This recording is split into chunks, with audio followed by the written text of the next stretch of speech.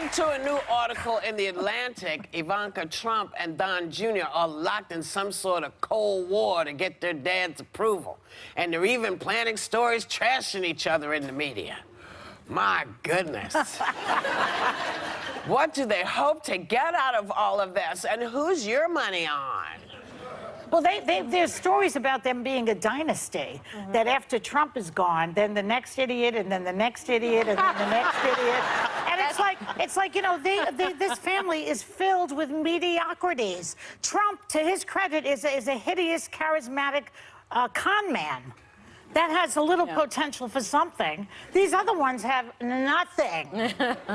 So there's no dynasty there. I'm not worried about it. I don't know. You were saying something different this morning. Well, okay, so when this piece came out yesterday, McKay Coppins, who wrote it, by the way, is a fantastic journalist, and I trust his reporting, and he just always hits it out of the ballpark. I was fascinated. I couldn't stop reading it. Donald Trump Jr. has a 75% approval rating in Montana, or viewing him favorably. How many people are in Montana? A lot. I don't know, but all three of them love him. But it was fascinating that he, on the campaign trail, is one of the biggest fundraisers for the RNC, that apparently in Red America, he's like a folk hero, and that he actually has turned into the person that's been basically the most beneficial for the administration, when Ivanka, who I still don't know what she does all day, hasn't been necessarily led up to or lived up to the hype. And I certainly feel that way even before reading this. Like, I know she does women's initiatives, but that's all very nebulous. Well, Junior had a rally in Kentucky to support Governor Matt Bevin, and this is who showed up. Got a picture? There it is. 200 people. More people have resigned from the Republican Party than were at that rally. That's who showed up. 200 people. He's not popular.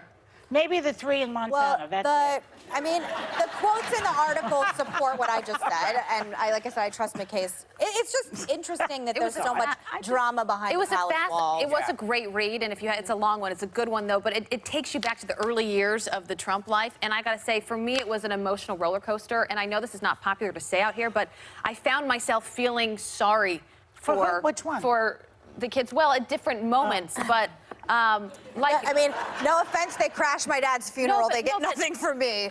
I mean, really, they're not good people. It felt like they were raised in a reality show. Like, he was the leader of this reality show, and he was putting them against each other.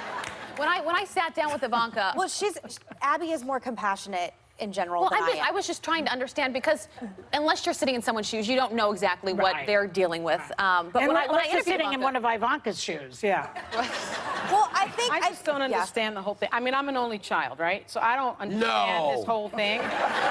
Yes, as is Joy. Yeah, I am too. I don't understand this whole political dynasty thing. I mean, it's very dated. It's very dated. I think this whole nepotism thing, I mean, it's like, why is Ivanka even in the White House? Why is Donald Trump Jr. thinking that he can run for office? Just because their father is the president doesn't make them heir apparent to anything. They need to work for everything that they have.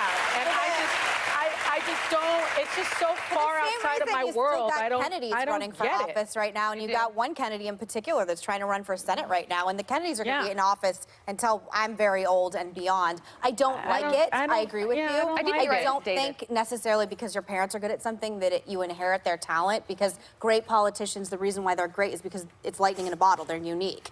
But I will say they're being very, Donald Trump Jr., I give him more credit for the way he's been campaigning than I found the piece illuminating. But when I interviewed Ivanka, I could see it in her face, because I spent a good amount of time with her the whole day with her, that she wanted to tell me something that she couldn't.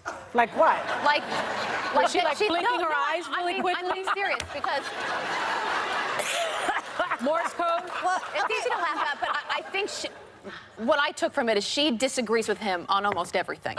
And she has to make the decision of, do I have a relationship with my dad and work in the White House? Or do I save the country, the United States? And that's why she shouldn't be there. But wait, to Abby's point, though, in the article it was saying that they really want to be accepted back into New York liberal society. No way.